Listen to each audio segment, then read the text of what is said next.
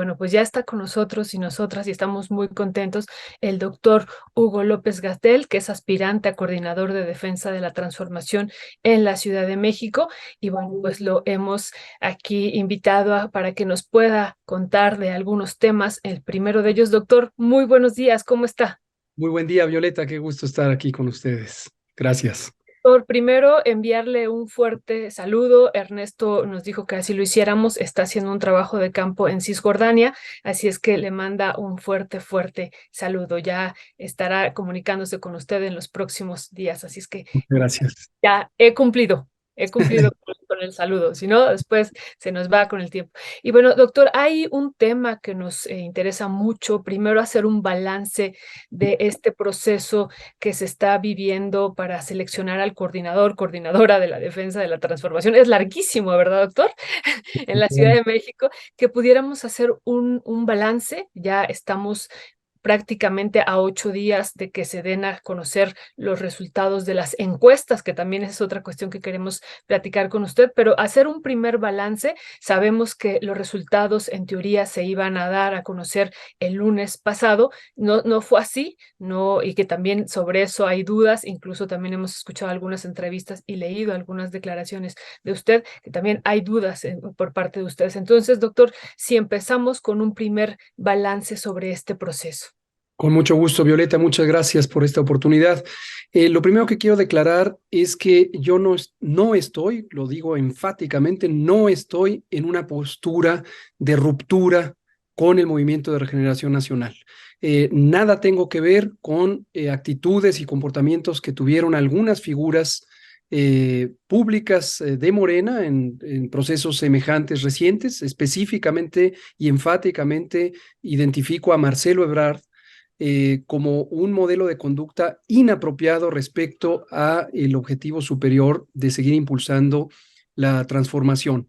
Entonces, que nadie se le ocurra ni por asomo compararme con Marcelo Ebrard o pretender que yo estoy haciendo una práctica semejante a él. Tampoco de algún compañero que en las elecciones de Coahuila en su momento también decidió romper con el movimiento porque estaba inconforme con el proceso. Yo no voy a hacer eso, que quede muy claro, yo no voy a romper con este proceso porque mi aspiración superior es proteger, defender y promover la transformación. También voy a mantenerme en esa postura de unidad porque respeto muchísimo y soy absolutamente leal al presidente López Obrador y a Claudia Sheinbaum Pardo. Y considero que estos dos, líder y lideresa, son mis referentes sobre dónde debe ir la transformación. Claudia, como coordinadora nacional de la transformación, hoy está haciendo un llamado de unidad y tendrá en mi persona y en mi equipo de trabajo esa respuesta de estar unidas, unidos con ella, con su proyecto, con su liderazgo y lo respaldaremos íntegramente, ampliamente. Lo segundo que quiero comentar es sobre algunas inquietudes profundas que hemos expresado, no recientemente y no a partir de un fenómeno puntual o de algún resultado numérico de alguna encuesta.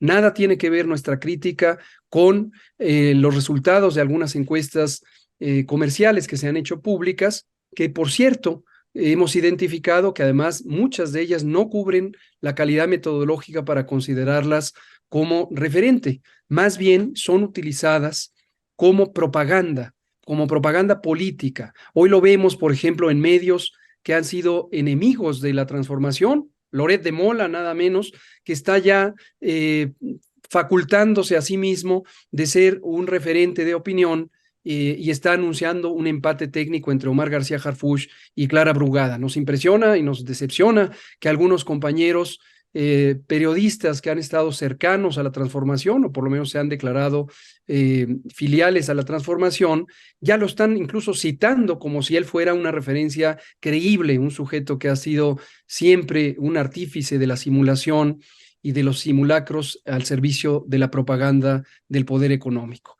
Entonces, esas encuestas que se han venido circulando en medios comerciales, en periódicos de alto tiraje, en radio, en televisión, son para nosotros efectos de propaganda. Lo que están buscando es inducir una sensación de que ya hay una tendencia en las preferencias de las personas que responderán la encuesta y entonces que hay que seguirse por ella.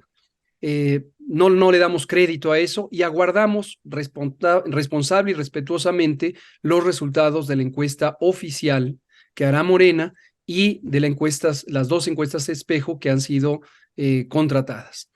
Lo tercero que queremos decir es lo que dijimos en la conferencia de prensa el pasado 30 de octubre, fecha en la que la dirigencia de Morena se había comprometido a presentar los resultados de la encuesta. Una encuesta que posiblemente se habría hecho a partir del 21 de octubre, de tal suerte que en los 6-8 días que lleva a hacer una encuesta, tendría los resultados listos para el 30 de octubre. Como eso no ocurrió y en su lugar vimos un escueto comunicado por parte del presidente de Morena en que indicaba que los resultados se presentarían hasta el día 10 de noviembre, nos pronunciamos en dos sentidos.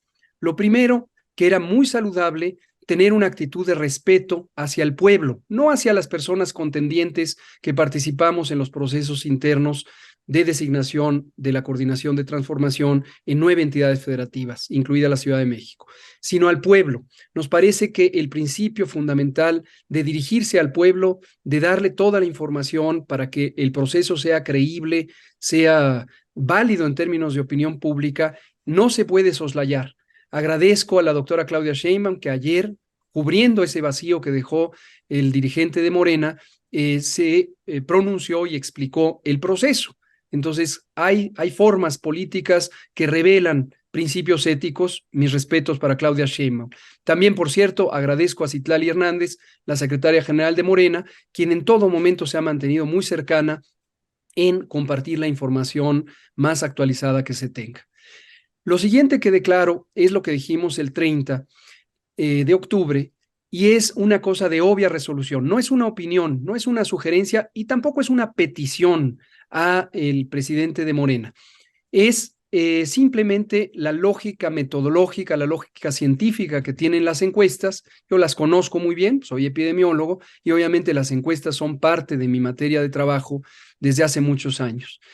Una encuesta que se haya realizado el 21 de octubre no podría reflejar válidamente la situación de las preferencias o de las opiniones el 10 de noviembre. Son demasiados días de un proceso que va cambiando rápidamente.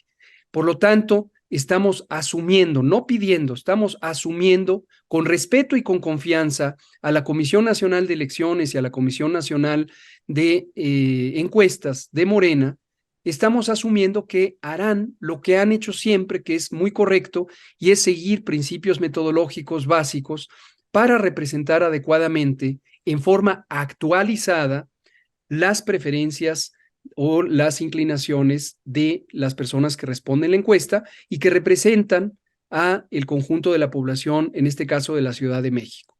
Insisto, no es que expresemos desconfianza sobre una encuesta ya realizada, lo que decimos es una encuesta ya realizada no puede ser permanentemente vigente porque este es un proceso que va cambiando. Muchas gracias, doctor. Pues es muy claro, pero aquí quisiera dar un paso atrás. Usted ha comentado ahorita de estas dos casas encuestadoras que están involucradas en este proceso y de la Comisión Nacional de Encuestas.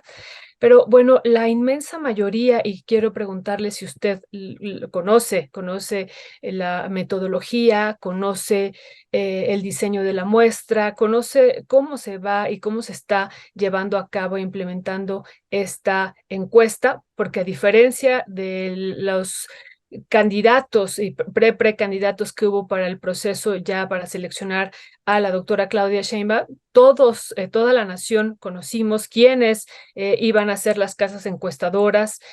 Bueno, lo conocimos después, perdón, pero conocimos la pregunta, conocimos parte de la metodología, conocimos incluso pues la dinámica que hubo para seleccionar a las casas encuestadoras, pero acá no sabemos cuál es la pregunta central. Pensamos que pues es una pregunta muy sencilla. ¿A quién prefiere usted que sea, ¿no? El que coordine los trabajos, todo esto? Pero no tenemos certeza, doctor. Entonces, algo que tenemos duda los ciudadanos y tampoco sabíamos, por ejemplo, esto que nos está compartiendo ahorita de las dos casas encuestadoras espejo. Hay mucha información que desde nuestra perspectiva está haciendo falta para toda la ciudadanía. ¿Cuál sería su opinión? Eso por una parte. Y lo otro, esto esto que dice también es fundamental, esta parte metodológica, entendemos, nos queda clarísimo con lo que nos explica. No es lo mismo tomar la fotografía del momento el 21 de octubre, ¿no?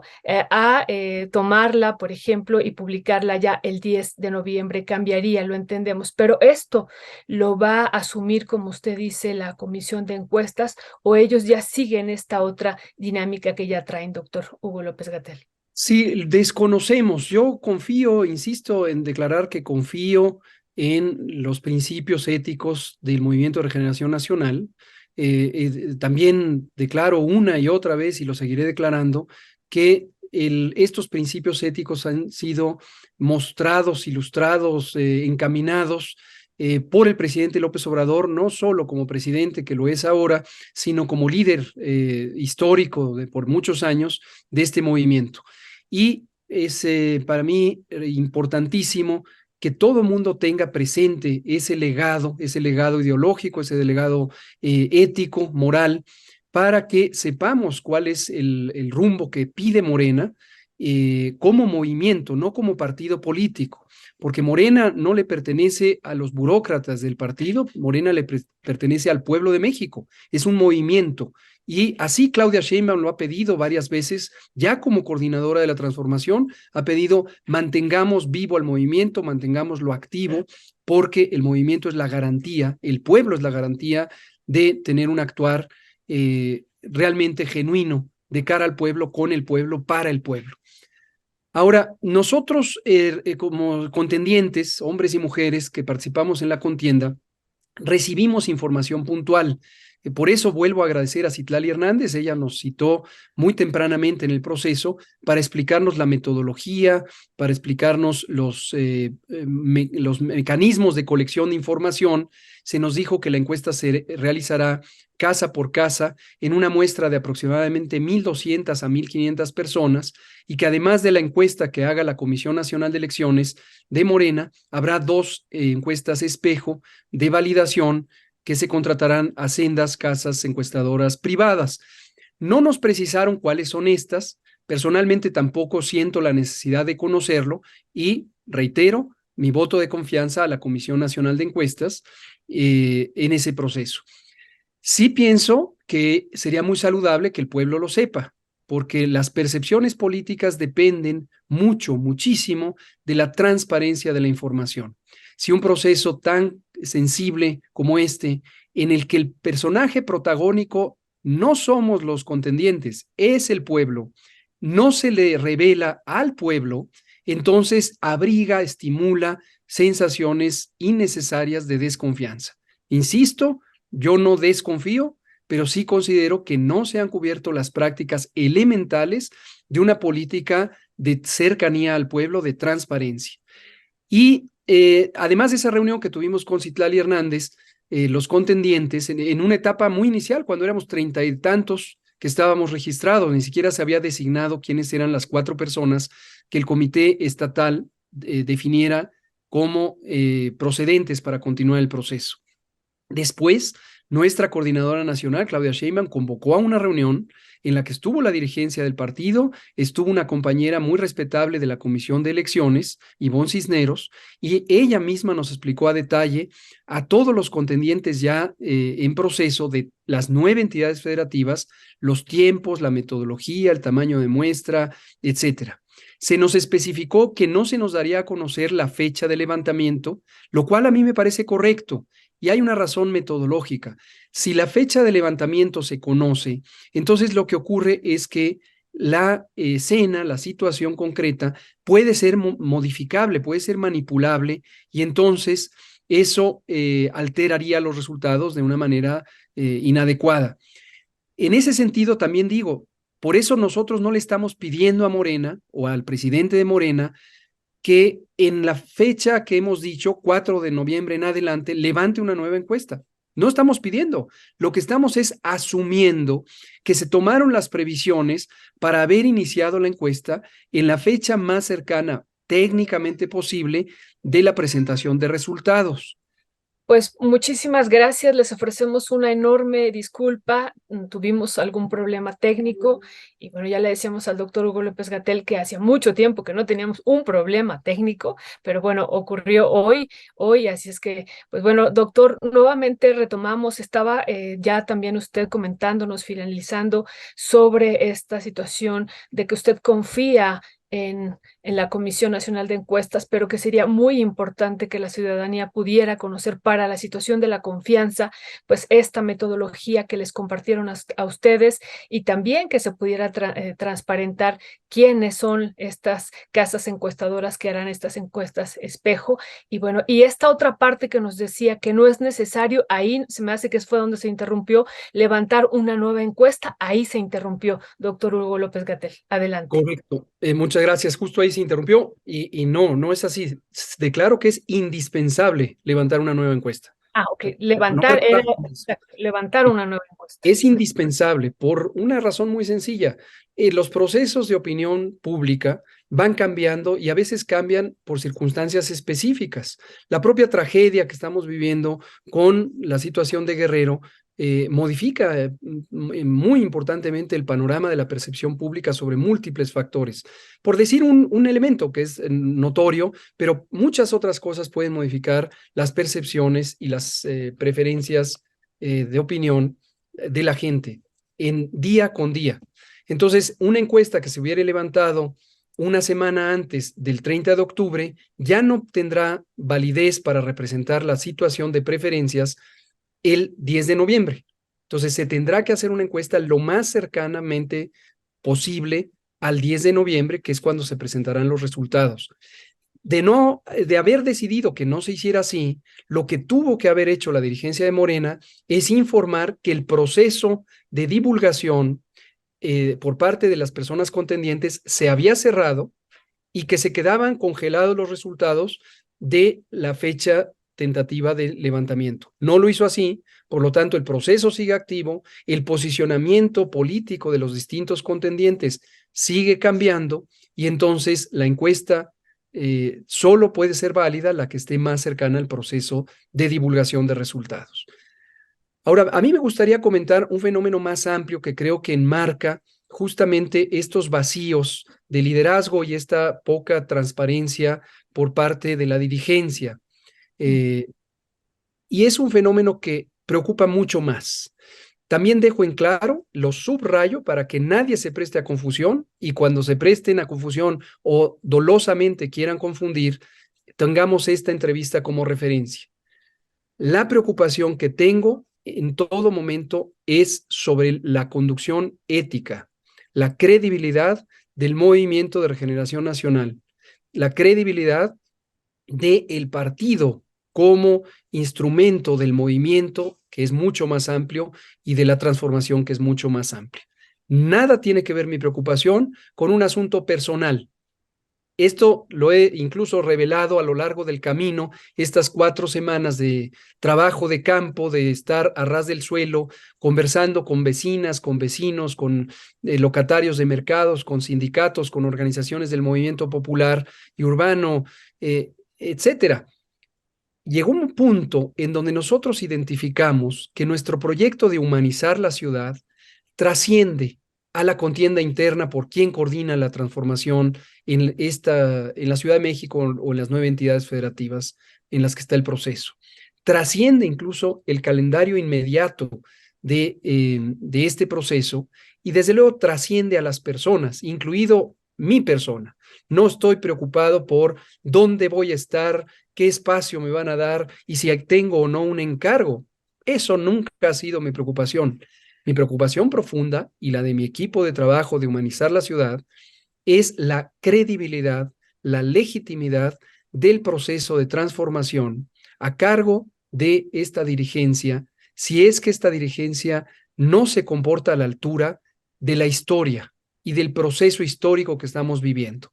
¿Cuál es esa altura? La referencia se llama Andrés Manuel López Obrador, hoy se llama también Claudia Sheinbaum Pardo. Y no estamos viendo una dirigencia que se esté comportando a esa altura.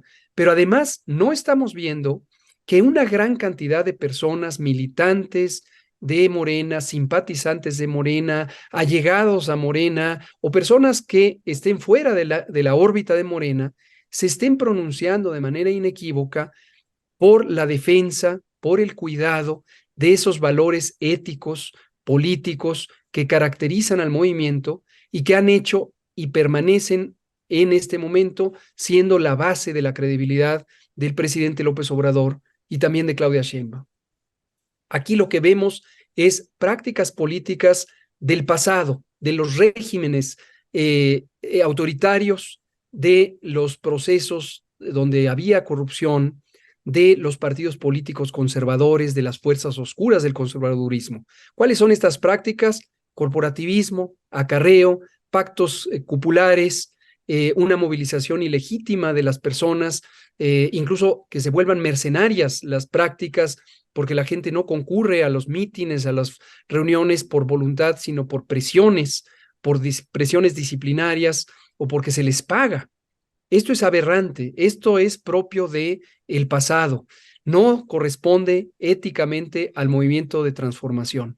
También vemos una práctica de uso de propaganda política que asemeja a propaganda comercial de productos chatarra, y hay una gran cantidad de dinero en dispendio. Se está gastando dinero que se debería usar en otras cosas mucho más nobles, como el bienestar del pueblo. Además, ese dinero no sabemos qué origen tenga y ese dinero no es poquito. Basta salir a la ciudad a caminar para ver la ciudad tapizada, inundada de anuncios espectaculares, de mantas, de camiones forrados con la cara de un personaje, hombre o mujer. También vemos estos compromisos que se han hecho con ciertos sectores que no son del todo transparentes y que preocupa pensar que se vuelvan condicionamientos a quien resulte ganador del proceso o ganadora del proceso y en su momento pudiera estar ligada a compromisos que le impidan ejercer un poder al servicio del pueblo. ¿Esto quién lo ha dicho? Lo ha dicho Andrés Manuel López Obrador en las mañaneras, nada menos. Pero nos impresiona pensar que solamente Andrés Manuel López Obrador y yo lo estemos viendo. Nosotros cuestionamos esto varias veces y la gente mira de ladito, la gente dice, ja, ja, ja, sí, es que hay que proteger a la izquierda porque viene el policía, o del lado, el calificativo, ojo, no es mío, es de la gente que está al interior. Y del otro lado vemos a los intereses corporativos, los intereses del dinero, abriendo obsequiosamente los espacios de comunicación, también en esta complicidad con mandar un mensaje de que nada debe cambiar porque todos somos amigos y todo está muy bien. Esto nos preocupa, insisto, por la legitimidad del movimiento, por la credibilidad del movimiento y porque conocemos en la historia reciente de México, en otros ciclos de los avances de la izquierda, por ejemplo, el PRD, cómo nació como un partido de convergencia a partir de los movimientos por la democracia de los años 80, que impulsamos en su momento el liderazgo del ingeniero Cárdenas, y que después, cuando se formó el PRD, entró al poder, empezó a descomponerse rápidamente y volverse un partido de clientelas, un partido de grupos, un partido que no respetaba los principios éticos de ese momento de transición democrática. Muchas gracias, doctor Hugo López Gatell. Y bueno, hay otro tema, doctor, que nos importa mucho y que realmente nos ha gustado mucho leer este manifiesto por humanizar la Ciudad de México. Sabemos que se está acabando el tiempo, pero nos gustaría, son 23 puntos, doctor, y cada uno de ellos es, incluso cada uno de ellos requiere un análisis particular, pero son muy interesantes. Y hay una situación en la que usted pone énfasis, humanizar, pues es transformar también. Y hay varios elementos que no habíamos encontrado en otros, pues en otros manifiestos o en otros mensajes políticos, por ejemplo, esto de entretejer comunidad, la política de escucha, que eso nos gustó muchísimo, que también responde a otra forma de democracia, incluso de los pueblos, desde los pueblos originarios, que nos gustó, y esta parte, un modo radicalmente amoroso y democrático de hacer política, que ustedes dicen es indispensable, y muchos otros puntos, doctor, si nos pudiera sintetizar y resumir estos 23 puntos que nos parecen, insisto, pues realmente interesantes frente a lo que estamos viviendo en la forma de hacer política y otros puntos que también están aquí considerados, doctor. Con mucho gusto, Violeta. El manifiesto que presentamos el pasado lunes 30 de octubre, el manifiesto por humanizar la Ciudad de México, abre con un planteamiento de que llamamos a humanizar la Ciudad de México y estamos trabajando en ello, pero que esto excede los límites territoriales, demográficos o políticos de la Ciudad de México. Es decir, la aspiración es humanizar al país entero. Por el momento estamos trabajando solo en el ámbito territorial de la Ciudad de México. Lo segundo que enuncia el manifiesto es que nuestra aspiración de humanizar la ciudad es consecuencia natural y directa de la acción transformadora que ha hecho el presidente López Obrador, a quien reconocemos como un líder histórico y un referente político y ético. El manifiesto también cierra diciendo clara y precisamente que nosotros estaremos en este empeño bajo el liderazgo de la doctora Claudia Sheinbaum Pardo. En el contenido del manifiesto destacamos algunas cosas. Lo primero es una sección sobre política, donde precisamente enfatizamos estos otros modos de hacer política que son lejanos a la politiquería convencional del poder económico, del dinero, de los grupos de poder que se van repartiendo cargos, puestos, como si esto fuera el propósito principal.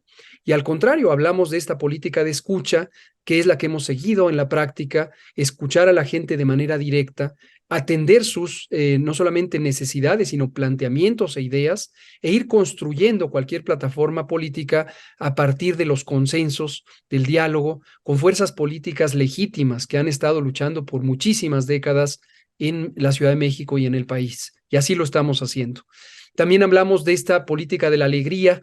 Nos dice una compañera del grupo que es la alegría espinociana, en el sentido de que es una aspiración magnánima de construir felicidad. La felicidad se construye no solamente a partir de la satisfacción de necesidades materiales, sino también de necesidades sociales, de necesidades de poder lograr consensos a partir de una generosa disposición de escuchar y de atender las necesidades de otras personas. Desde luego, para construir esa política de la felicidad, de la alegría, también necesitamos ser invariablemente honestos, transparentes, apegarnos a la verdad y esa verdad construirla juntos a partir del diálogo y la escucha. En la parte inicial también destacamos el aspecto económico. Nos pronunciamos enfáticamente porque la transformación no solamente continúe, sino se profundice, que vaya a la raíz de las situaciones que condicionan la injusticia social, la desigualdad, la falta de espacios, tanto en lo desarrollo económico como en la participación política. Y por eso es que consideramos que transformar esas bases económicas para conducirnos hacia una economía social y solidaria es indispensable. Hoy tenemos todavía una economía trazada por el modelo neoliberal que estuvo durante 40 años en México y en la mayoría del mundo, y eso todavía tiene que transformarse para abrir otro tipo de espacios económicos como el cooperativismo, como estas economías locales y solidarias que nos permitan tener un mejor aprovechamiento de los recursos naturales sin destruir el planeta y además sin que persistan estos modelos de sobreexplotación de los seres humanos como se han ido acentuando durante el proceso de acumulación que representa el neoliberalismo. Y de ahí el resto es una serie de pronunciamientos sobre poblaciones específicas o grupos poblacionales, el más relevante por su dimensión no solamente demográfica, sino histórica, son las mujeres, que son la mayoría del país y de la ciudad, y que históricamente por milenios han estado desplazadas o juzgadas, suprimidas en un modelo que no reconoce las múltiples contribuciones específicas que tienen las mujeres, y ese modelo está nuevamente cimentado en las relaciones económicas. Las mujeres no gozan de autonomía económica y por lo tanto también han sido sujetas de esta supresión cultural por parte del poder, el poder público, el poder social del patriarcado. También destacamos a las personas adultas mayores que necesitan nuevas formas de integración, nuevos espacios y entornos favorables a sus condiciones. Lo mismo para las personas que viven con discapacidad, cuya limitación no es intrínseca a ellas, sino es en la relación con un entorno que no ha sabido adaptarse a sus necesidades, y no son pocas, son el 10% de la población. La juventud la destacamos también porque es una etapa de la vida que algunos ya la vivimos, otros la están viviendo y otros apenas la van a vivir, y es un proceso de integración necesario, que se le ha ido cerrando el espacio en elementos clave como la vivienda, un derecho humano reconocido a nivel constitucional en México, y que la realidad económica les aleja de la posibilidad de tener un nicho, un espacio de vivienda accesible y desde luego económicamente disponible, en la medida en que hay una especulación inmobiliaria a cargo de una mafia, de un cartel inmobiliario que sigue enriqueciéndose, por cierto, con la complicidad corrupta de los gobiernos, de las alcaldías particularmente. Y este son el tipo de cosas que planteamos en el manifiesto. Dejamos en claro también que este manifiesto lo ponemos a disposición del pueblo para que lo revisen, lo critiquen, lo discutan y en su momento sea un punto de partida para ir construyendo una plataforma amplia de transformación con este sentido de humanizar la ciudad y el país, y que permita que confluyan múltiples inquietudes que posiblemente no han estado integradas aún en el proceso de transformación. Y cierro diciendo que con ello estamos atendiendo precisamente el llamado que hace Claudia Sheinbaum, nuestra coordinadora, de tener una construcción de consenso, de unidad, a partir de los comités de defensa de la transformación, que tome como punto de partida lo ya logrado para que no se revierta, pero que aspire a ampliar, a profundizar y a ser cada vez más radical en su contenido la transformación. Por supuesto, lo aclaro, con métodos pacíficos, con métodos de esta vida humanista en la que podamos integrar a todas las personas que tienen aspiraciones legítimas de un bienestar y que no lo han encontrado todavía. Gracias, doctor. Pues insistimos, esta política de escucha, esta política de la alegría nos recuerda también, doctor, cuando lo estábamos leyendo a esto que se ha propuesto ya desde otros espacios y que ustedes también insisten en otro tipo de economía. No, ustedes no lo plantean como otro tipo de economía posible, sino otra economía es necesaria.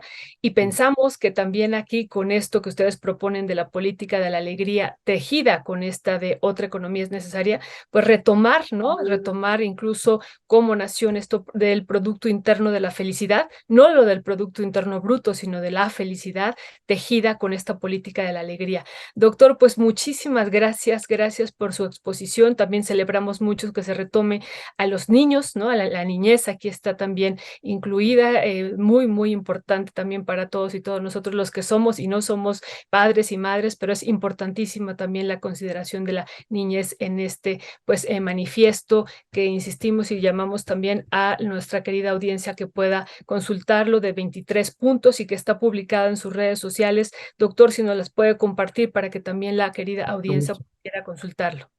Claro que sí, Violeta. Muchísimas gracias por el espacio y siempre es un gusto estar aquí con ustedes en Rompimiento Pie de Página en Momentum, que es un Gracias. placer estar Gracias, con doctor. ustedes. Le decía si nos puede compartir sus redes sociales. Con mucho gusto. Mis redes sociales casi todas son, por ejemplo, en Twitter estamos como @HLGatel, es con una T y doble L, o en Facebook y otras estamos como Hugo López-Gatel. Entonces, cualquiera de estas dos, y también tenemos un portal web que es López-Gatel, intermedio, Gatel, una T doble L, .mx.